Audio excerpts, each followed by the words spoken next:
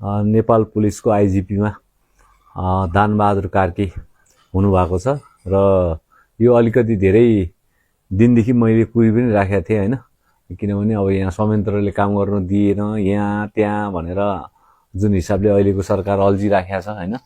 अब चाहिँ धेरै आशा जागेको छ, आशा लागेको छ। अब यो तपाईहरुको प्रश्न सकिन्छ जस्तो मलाई लागेको छ हैन, किनभने अब कुर्ने ठाउँ छैन, पर्खिने ठाउँ छैन हैन। अब जोस नयाँ जोस नयाँ जाँगर दानबहादुर कार्कीज्यूलाई चाहिँ एकदमै भारी शुभकामना।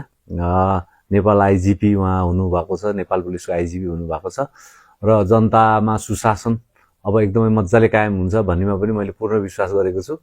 र सबैभन्दा ठुलो कुरा त भ्रष्टाचारीहरूको फाइल अब खोलिनु पर्यो भन्ने लाग्छ मलाई हैन। हिजो किन अड्क्यो, कसरी अड्क्यो त्यसलाई छोडिदिउँ र हामी पनि धैर्य धारण भएर अहिलेसम्म खास गृहमन्त्रीज्यूलाई, प्रधानमन्त्रीज्यूलाई केही प्रश्नहरू चाहिँ गरेको छैन, कुरेरै बसिराखेका थियौँ। त्यही दिन कुरेर बस्या हो र आजबाट नयाँ आइजिपीको रूपमा यहाँको आगमन भइसकेको छ र यहाँलाई भारी शुभकामना। र अब ड्याङका ड्याङ फाइल खोल्न सुरु गर्नु पर्यो है। जनताले खोजेको जुन किसिमको यो चाहिँ भ्रष्टाचारी विरुद्धको आन्दोलन जुन किसिमले चाहिँ 23 र 24 मा भयो र 78-75 जनाले वीरगति प्राप्त गर्नुभयो, 2400-2500 जना चाहिँ घाइते चाहिँ लडेर बसिरहनु भएको छ हैन। त्यसकारणले उहाँहरूको सबैको सम्पूर्णको माग भनेको भ्रष्टाचार मुक्त नेपाल बनाऊ भन्ने नै हो। र भ्रष्टाचार मुक्त नेपाल बनाउनको लागि चाहिँ हामीले खास त्यस्तो यसरी टाइम लाग्नुपर्छ भन्ने छैन हैन, किनभने अलिकति दम भएको निडर हिडर नै सबैभन्दा पहिला हामीले पुलिस फोर्स नै खोज्या हो, आइजिपी साहब नै खोज्या हो हैन। र अब यहाँको आगमन भइसकेको छ। अब भट्टाभट ती भ्रष्टाचारीहरूको चाहिँ फाइल खोलिनु पर्यो र अलिकति पनि खुट्टा कमाउनु भएन, निट एन्ड क्लिन छानबिन हुनु पर्यो, दोषी उम्किनु भएन, निर्दोष फस्नु भएन। र हामीले देखेको त्यत्रो ठुल्ठुलो फाइल हैन, तपाईको गिरिबन्धु टी स्टेट, तपाईको चाहिँ भुटानी शरणार्थी, ललिता निवास, बाल मन्दिर जग्गा प्रकरण हैन, अनि टेरामेक्स, एनसेल, ओम्नी, एटी है, सबैभन्दा पहिला त निर्मला हत्याकाण्ड है, निर्मला बलात्कारपछि हत्या भएको छ, त्यो 1 नम्बरको फाइल त्यो खुल्नु पर्यो। त्यसपछि अर्को 2 नम्बर रवि लामिछाने दाइ हैन, अब उहाँको पनि ठिकै छ। मलाई जहाँसम्म लाग्छ बिहीबारसम्म सामान्य धरोटीमा उहाँ पनि छुट्नुपर्छ। अब उहाँहरूको पनि गीत गाएर बसिरहनु नपरोस् हामीले हैन, किनभने आज हामी चाहिँ विगत कार्तिक 2 गतेदेखि ननस्टप यो सामाजिक सञ्जालमा बोल्नेदेखि लिएर हरेक ठाउँमा पुग्नेदेखि लिएर गरिराखेका छौँ। त्यो अभियान चाहिँ ननस्टप हामीले चलाइराखेका छौँ। हामीले चाहिँ उहाँप्रति लागेको जुन प्रतिशोध छ त्यो निष्पक्ष छानबिन होस् र सम्मानीय अदालतले साधारणतया धरोटीमा उहाँको रिहा होस् र उहाँको मेन खाँचो पनि छ अहिले देशलाई। र उहाँ बाहिर निस्किसकेपछि यो जुट्ने क्रमहरू चाहिँ एकदम टुटेर फुटेर बढी गइराखेको छ। पार्टी भनेर 10 वटा पार्टी खोल्ने कुराहरू भइराखेको छ हैन। त्यो सबै युनाइटेड भएर एक ठाउँमा आउनुपर्छ र देश बनाउने कुरामा चाहिँ कोही छुट्टै झुन्ड बनाएर यो देश बन्ने कुरा होइन र त्यो विभाजित भएर बन्दैन, युनाइटेड भएर मात्रै बन्छ। त्यसकारणले गर्दा यो सबै कुरा चाहिँ एकदम आज यहाँको आगमनले नयाँ सोच, नयाँ जोश सबैमा छाइएको छ। एक किसिमको भित्री इनर्जी चाहिँ फरक किसिमले हामीलाई पनि आएको छ र यहाँहरूलाई एकदम धेरै फेरि पनि शुभकामना भन्न चाहन्छु। र अब जोस एकैचोटि ड्याङ्गै कम्प्युटरमा क्लिक गरे जस्तो त हामीले पनि खोजेका छैनौँ। जोस यहाँको कार्यकाल शुभ होस् र भोलिबाट ड्याङका ड्याङ अब ती फाइलहरू, ती अपराधीहरू, ती गुण्डाहरूको चाहिँ सबै एक-एकको कारबाही होस् भन्न चाहिँ एकदमै म यहाँहरूलाई शुभकामना दिन्छु। र अझै शेषले उठाएको 2 जना मान्छे 3 जना मान्छे मध्येमा 1 नम्बरमा बालेन शाह परेको, 2 नम्बरमा हर्क सम्पाङ परेको, 3 नम्बरमा कुलमान घिसिङ र 4 नम्बरमा गोपी हमाल परेको मान्छे हो त्यो बेलामा है, स्वतन्त्र मैले मन पराउने मान्छेमा। त्यसकारणले म अवसरवादी भएको भए आँखा चिम्लेर हर्क सम्पाङको पार्टीमा मलाई राम्रै ठाउँ पाउँथे। ल काठमाडौँको फुल राम्रै भनेको जस्तो, ल नभए सोध्नुहोस् त्यहाँको आरएनजीहरूलाई। म यसरी बगम फुसे मलाई गफ गर्नु मन लाग्दैन, सिधै अवसरवादी भए म एउटा पद लिएर म अस्ति नै बसिसक्थेँ के। तर मैले यो देशको भविष्य हेर्नुपर्छ है। अहिले आँतेर कुनै ठाउँमा फदाल्यो भने साँच्चीकै हाम्रो अस्तित्व नै जान्छ भन्ने हिसाबले हो। भलै मैले उहाँको पार्टीमा गएर राम्रो नराम्रो भन्ने त आफ्नो ठाउँमा हो, तर एउटा कुरा चाहिँ के भने उहाँले पनि मलाई सोचेकै हो भनेकै हो, त्यो मैले एकदम उहाँलाई एकदम बिग रेस्पेक्ट। तर मैले के गरेँ भने अहिले म फुत्तै जानु हुँदैन भन्ने मैले भित्री मनले मेरो एउटा भगवानले मलाई भनेको छ। तर आज तपाईँहरूले भन्नुभएको छ कुलमान घिसिङ दाई, ल हेर्नुहोस् कुलमान घिसिङ दाईसँग त उठ बस गर्ने, घरमा जाने, भाउजूसँग गफ गर्ने, बहिनी दिदीज्यूहरूले मलाई फोन गर्ने, एकदम फ्यामिली रिलेसन छ, मेरो फ्यामिली रिलेसन छ। जतिखेर पनि दाईले पनि फोन गर्नुहुन्छ। तर राजनीतिक पाटो छुट्टै छ क्या, दाईको सम्बन्धसँग भाइको सम्बन्ध छुट्टै छ क्या। तर देशलाई सेफ ल्यान्डिङ गराउनै छ। भोलि हामीले यो देशलाई चाहिँ फेरि आमूल परिवर्तनको लागि लानु छ भने गुटुट्टु गएर म कुलमान दाईको पार्टीमा छिरेर मैले त्यहाँ पद लिनु भनेको त्यो धेरै देशको लागि अहिले तुरुन्तलाई धोका हो होइन। र नैतिक हिसाबले दाईलाई म एकदम धेरै समर्थन गर्छु क्या। तर पार्टीगत हिसाबले अहिले होइन है। अहिले हामी जतिको मान्छे स्वतन्त्रै बस्नुपर्छ भनेर हामी स्वतन्त्र बस्यौं। आज उहाँहरूको त्यहाँ जानुभयो होइन, फोन त गरिहाल्नुहुन्छ नि, भीएमलाई फोन गर्छ, सोमलाई गर्छ, मलाई पनि गर्छ, उहाँहरूको टिमले गर्नुहुन्छ। त्यसपछि हामी त्यहाँ जाँदैनौँ। अब गएपछि त हामीले त हेर्नुहोस् दाँत गिच्याउँदै तपाईँको दाईको पार्टीको उज्यालो नेपालको बोर्ड माथि यसो गरेर ताली पड्काउनु पर्छ हेर्नुहोस्। त्यो भइसकेपछि हामी के त आजैबाट झोले हुन्थ्यौँ क्या, फेरि आजैबाट झोले हुन्थ्यो, आजैबाट जे भयो नि कुलमान दाईको झोले हुन्थ्यो क्या, हामी हुन्थ्यौँ नि त, त्यो उज्यालो नेपालको झोले हुन्थ्यो। त्यस कारणले गर्दाखेरि यो चाहिँ मेरो मनबाट कहिले पनि आउँदैन हेर्नुहोस् होइन। म अहिले त्यसलाई पनि हामीले गरेँ र हाम्रो 4-5 जना सडकमा हुने टिम छ, जो सागर ढकाल, सोम शर्मा, हेमराज थापा, अजय श्रेष्ठ अनि हाम्रो चाहिँ सिंगल ट्री हाम्रो विजय भाइ लगायतका हाम्रो 5-6 जना साथीहरू एकमुष्ट भनेपछि हेर्नुहोस् त, जोसँग व्यापार छैन, बिजनेस छैन, देशलाई एक किसिमले लैजानु पर्छ भनेर बिहे शुद्ध गरेको छैन यार। कत्रो योगदान छ यो देशमा। साँच्चीकै वास्तवमा सोम शर्माले बिहे नै गरेको छैन। मेरो देशले एउटा चाहिँ साँच्चीकै खाकामा पुगेपछि मात्रै म बिहे गर्छु भनेर बसेका मान्छे छ त्यहाँ। उता हेमराज थापा पनि त्यस्तै छ भनेपछि उनीहरूको त्यत्रो ठुलो योगदान हुँदा हुँदै पनि हामीहरू चाहिँ मिल्न सक्ने के। अहिले अवसर पायो भने त हुनुपर्ने हो नि त, उनीहरू त कुद्नु पर्ने हो नि। तैपनि मैले सम्हालेर राखेको। ल है जानी भए जाऊ, मैले भन्दा म जिब्रो नचपाइकन भन्छु तपाईँहरूलाई क्या। जिब्रो नचपाइ मैले 10तिर मात्रै मिलाउने कुरा होइन क्या, स्वतन्त्रमा पनि मिलाउनु पर्ने छ। मैले जिब्रो नचपाइकन के भनेको बिहान आज त मलाई बिहान हेर्नुहोस् त लाइभ चाहिँ 12:30 बजीतिर सिद्धिएको कि 1 बजीतिर सिद्धिएको नि, यसो निदाउनु लागेको थियो। अस्ट्रेलियाबाट फोन गरेछ 3 बजे 3:30 बजे राति यार, गुरुरु मोबाइल छ। अब मोबाइल अफ राखिदिनु मिलेन, मैले गरेको दाइ यहाँ मोबाइल चाहिँ हेर्नुहोस् निन्द्राको झोको मलाई त्यस्तो भयो क्या। अब त्यस्तो मान्छेलाई चाहिँ एकदम डहा भइरहेको बसिरहेछ, मान्छेलाई चाहिँ आत्तिस आएर बसिरहेको छ। के गरौँ भएको छ, जनतालाई एकदम छटपटी छ। विशेष गरी बाहिर बस्ने साथीहरूलाई बहुत छटपटी छ। यहाँ काठमाडौँमा बस्ने त एउटा न एउटा तर्फबाट मान्छेले सन्तुष्टि लिन सक्छ नि त, एकजना। अब बाहिर बस्नेलाई त बिचरा समाचारै हेरेर समाचार पनि यस्तो फेक कुदाइदिन्छ कि त्यो मान्छेलाई भेन्टिलेटरबाट निकालिदिएको पाइप के गर्छ, सास छुट्नु बाहेक अरू केही छ। त्यस्तो फेक समाचार जाँदा तपाईँहरूलाई बडो आत्तेस आउँछ। त्यस कारणले त्यो मलमको रूपमा यो लाइभ पनि छ अहिलेसम्म। यो लाइभले पनि तपाईँलाई धेरै राहत मिलेको छ, किनभने सत्य तथ्य कुराहरू चाहिँ यो लाइभबाट आइराखेको हुन्छ।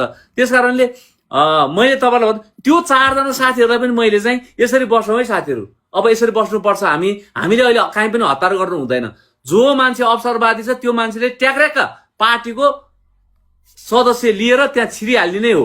छिरिहालिसकेपछि भोलि सक्यो, त्यसपछि त अझै ग्रुपबाट त्यो मान्छे त सक्यो, मेरो ग्रुपबाट त सक्यो। मैले ग्रुप भन्नै मिलेन क्या। ऊ चाहे मन्त्री होस्, चाहे त्यो पार्टीले 2 सिट ल्याओस्, 5 सिट ल्याओस्, 100 सिट ल्याओस्, त्यो प्रब्लम भएन। तर एउटा झोले भन्ने ट्यागमा त पुगिसक्यो नि। त्यस कारणले म रोक्नु सक्दैन। तपाईँले देशको भविष्यलाई हेरेर त्यसै पनि लथालिङ्ग भएको छ, त्यसै लथालिङ्ग भएको छ क्या। अहिले कहाँ मिलेको छ त हेर्नुहोस् त। हर्क सम्बाङज्यूबाट सुरु भएको होइन त, उहाँले संस्कृति पार्टी खोल्दै गएपछि फलाना जेनजीले पार्टी खोल्ने रे, कसले गर्ने रे भन्दै रोक्दै कुलमान दाइले पनि पार्टी खोलिदिनु भयो के। त्यो पार्टी खोल्दाखेरि त्यो पार्टी साँच्चीकै देशको हितमा छैन भनेको छु मैले। साँच्चीकै देशको हितमा छैन दाइ यो पार्टी, यसलाई कसरी हुन्छ मिलाएर लानुपर्छ दाइ, यसरी हुँदैन भनेर मैले लाख बिन्ती गर्दाखेरि पनि। तर त्यो कुरा त हामी केटाकेटीको मान्छेको त सुनाइ भएन नि यार। आज जनताले त मेरो कुरा सुनाइ भएको छ त। जनताले त दाइ प्लिज प्लिज भनेर हामीलाई पो आउँछ त म्यासेज। अहिले 2टा आइडी छ मेरो, 2-3वटा आइडीमा यति धेरै मलाई म्यासेज आइराखेको छ है। भोइस रेकर्ड गर्छ, कोही रोएर फोन गर्छ, कोही। त्यस कारणले यार उहाँहरूको लागि भए पनि म जानु हुँदैन भन्ने कुरो मलाई थाहा छैन। मलाई के नपुग्दो छ त, वास्तवमा मलाई पुग्दो छ क्या। त्यस कारणले मैले हिजो जसरी अभियान उठाएको थिएँ त्यो अभियान म पुरा गरेरै छोड्छु भनेर म आइराखेको छु। भने मैले तपाईँलाई हिजो भने मलाई 2 रुपियाँ पैसा कसैको लोभ लालच पनि छैन।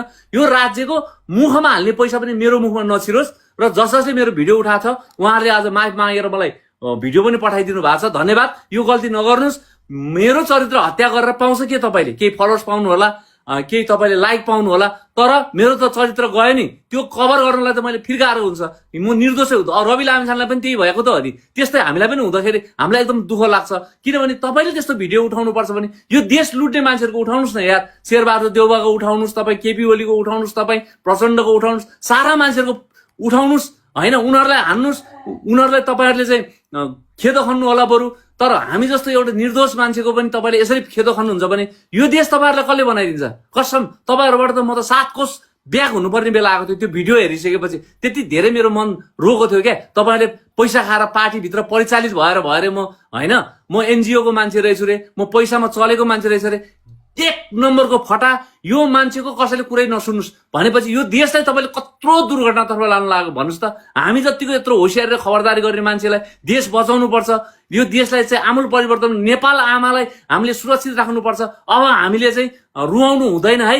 यहाँ धेरैले नेपाल आमालाई चिथर्यो, यहाँ त बलात्कारै गर्यो, अब दिनु हुँदैन भनेर म जतिको मान्छेलाई आउँदाखेरि मलाई पनि तपाईँले त्यसो गर्नुहुन्छ भने तपाईँ कतिको पापी, तपाईँ कतिको महाअपराधी। कसम चाहिँ तपाईँलाई त नर्कमा पनि बास हुँदैन यार त्यो मेरो भिडियो उठाएर हिँड्ने मान्छेलाई। त्यस कारणले म सफ्टलाई सफ्ट, म जहाँ पनि जे पनि म फाइट गर्नु पनि तयार छु। हेर्नुहोस्, म फिजिकल्ली फाइट गर्नु पनि, लडाइँ गर्नु पनि तयार, जहाँ भने त्यही भिड्नु पनि तयार। म त्यस्तो खालको मान्छे हो। तर गलत मान्छेको तपाईँले भिडियो कुदाउनु भयो, त्यस कारणले मलाई अन द स्पोट गरेर उहाँहरूलाई मैले साइबर ब्युरोमा चाहिँ मुद्दा पनि हाले हो र मलाई न्याय पाउनु पर्यो। फटा, 1 नम्बरको फटा तपाईँहरूले मलाई प्रुफ गरिदिनु पर्यो। पैसा खाएको रहेछ भने कुन पार्टीबाट पैसा खाएको? रवि लामिछानेबाट मैले कति पैसा लिएको रहेछ, राष्ट्रिय स्वतन्त्र पार्टीबाट कति पैसा लिएको रहेछ, र त्यो पैसा प्रमाण प्रुफ सहित तपाईँले मलाई पेश गरिदिनु पर्यो। म कति वर्षभित्र थन्किनु पर्यो, म थन्किन्छु। होइन भने मेरो चरित्र हत्या गरेर तपाईँ मेरो ठाउँमा गएर थन्किनुपर्छ। सिधै हो। मेरो 2टा माग लिएर मैले गएको, त्यो पुरा भयो। उहाँले हेर्नु पनि भयो होला। त्यस कारणले गर्दाखेरि मैले आज हामी 4जना 5जना साथीहरू गएनौँ। यसमा चाहिँ सपोर्ट गर्ने यो गर्ने भन्ने कुराले होइन। उहाँलाई नैतिक हिसाबले एकदम धेरै हाम्रो चाहिँ सपोर्ट छ। हाम्रो कुलमान दाइले धेरै राम्रो काम गर्नु भएको छ। आज त्यत्रो 4-5जना मन्त्री मध्येमा सबभन्दा उत्कृष्ट काम नै कुलमान दाइको काम छ। तर छुट्टै छुट्टै ल्याएर, छुट्टै छुट्टै झुन्ड बनाएर चाहिँ हामी पार्टी खोलेर गयो भने हामी कहीँ पनि पुग्दैन। त्यस कारणले मेरो चाहिँ किता क्लियर छ र म चाहिँ यसरी बस्छु। अब मसँग को साथीहरू बस्ने भनिसकेपछि हेमराज थापा पनि मेरै बाटोमा गयो, त्यसपछि हाम्रो सोम शर्माजी पनि हाम्रै बाटोमा गयो। सागर ढकाल मिडियामा एकदम आउनै चाहँदैन, उहाँ पनि ल सोम शर्मालाई मैले जिम्मा दिएर हिँडेँ भनिसकेपछि हामी युनाइटेड छौँ। हेर्नुहोस्, चाह्यो भने तपाईँलाई यति पपुलर मान्छेहरू छ हामीसँग, रोडमा लड्नेदेखि लिएर भनेको जस्तो नेता हुने क्यापेबल मान्छेहरू हामीसँगै छ। पोलिटिकल साइन्समा डबल डिग्री गरेकाहरू, तपाईँको चाहिँ भोलि टायरमा आगो बाल्नेदेखि लिएर सबैको सम्मिश्रण भएको मान्छे हामीसँग छ। वास्तवमा पार्टी खोल्यो भने सबभन्दा सक्सेस हुने पार्टी हाम्रो होला क्या। कुनै पार्टी भन्दा कम छैन हाम्रो, राष्ट्रिय स्वतन्त्र पार्टी भन्दा पनि कम छैन हामी। त्यो 4-5जनाको टाउकोहरू चाहिँ सडकमा हुनेहरू चाहिँ क्या, कुलमान दाइको पार्टी भन्दा पनि कम छैन। हामीले पार्टी खोल्यो भने त्यस्तो हुन्छौँ। तर हामीले साँच्चीकै पार्टी खोलेर यसो गरेर उसो गरेर होइन। हाम्रो काम भनेको सबैलाई युनाइटेड गराउने हो। त्यस कारणले हामी गयौँ। हामी बिनाको कुलमान दाइ पनि त अपुरो होला नि त, हामी बिनाको राष्ट्रिय स्वतन्त्र पार्टी पनि भोलि अपुरो होला होइन। त्यस कारणले हाम्रो टिम चाहिँ के छ भने कुनै यस्तो खालको चाहिँ चिज सगरमाथामा जानु खोजेको छ भने हाम्रो टिमले बोकेर ठेलेर भए पनि त्यसलाई सगरमाथामा पुर्याएर नै ल्यान्ड गराउने हाम्रो उद्देश्य हो। त्यस कारणले चाहे कुलमान दाइको पार्टी होस्, चाहे राष्ट्रिय स्वतन्त्र पार्टी होस्, चाहे त्योभन्दा बेटर पार्टी अरू कोही हुनसक्छ भने त्यो चिज पनि हामी हो। त्यस कारणले हामी अलिक दिन धैर्य गर्छौँ र त्यो धैर्य पछि चाहिँ हामी फेरि निरन्तर अगाडि बढ्छौँ। साथीहरूसँग सल्लाह हुन्छ, समयमित हुन्छौँ, सबैजना मिलेर हामी अगाडि बढ्ने भन्ने हाम्रो सुझाव पनि हो। अब वास्तवमा तपाईँलाई अस्ति हामीले साइन गरेको चाहिँ एकदम भाइरल भयो। अब त्यो लगभग तपाईँको जेएनजीको अहिले संयोजक पुरुषोत्तम यादवदेखि लिएर प्रवेश दाहालदेखि लिएर सबैको त्यो मेमो साइन उठाएर ल्याइसकेका छौँ। त्यो सबै युनाइटेड भएर अब हामी जोरदार माइती घरमा चाहिँ एक किसिमले एउटा बहस पनि सुरु गर्छौँ। माइती घर मण्डलमा हामी सबैको टाउको त्यहाँ बसेर सबैजनालाई अब कानुनी दायरामा कहिले ल्याउने। अब अझै त्योभन्दा राम्रो चाहिँ के भयो भने आज चाहिँ समेन्द्र चाहिँ आज चाहिँ नयाँ आइजिपी साहब देशले पाएको छ, दानबहादुर कार्की। उहाँहरूलाई एकदम कार्यकालको शुभकामना दिन चाहन्छु र देश एकदमै फ्रस्ट्रेसनमा छ र साँच्चीकै समेन्द्र चेन्ज भइसकेपछि केही चेन्ज हुन्छ होला भनेर हामीले आशा गरेको त्यो बाँध ठ्याक्कै आज सकिएको छ। र अब तातै खाउँ जलै मरु त होइन, 2-3 दिन त उहाँलाई पनि स्टडी गर्न टाइम लाग्छ र 2-3 दिन पछिको रिजल्ट यस्तो मजाले आओस्। फाइल रेडी छ, त्यो फाइलको दम भएको अफिसर चाहिएको हो हामीलाई। त्यो लगभग भएकै आएको होला, उहाँ आउनु भएको होला, उहाँ जनताको चाहना अनुसारै उहाँ आउनु भएको छ भने उहाँले अब भट्टाभट निर्मला पन्तदेखि लिएर रवि लामिछानेदेखि लिएर सबैको फाइल ड्याङका ड्याङ अगाडि बढाउनु पर्यो। रवि दाईको त फाइल पुगिसकेको छ। अब बिहिबार जहाँसम्म लाग्छ मलाई सामान्य भन्दा सामान्य धरोडीमा उहाँ छुट्नुपर्छ भन्ने मेरो माग हो।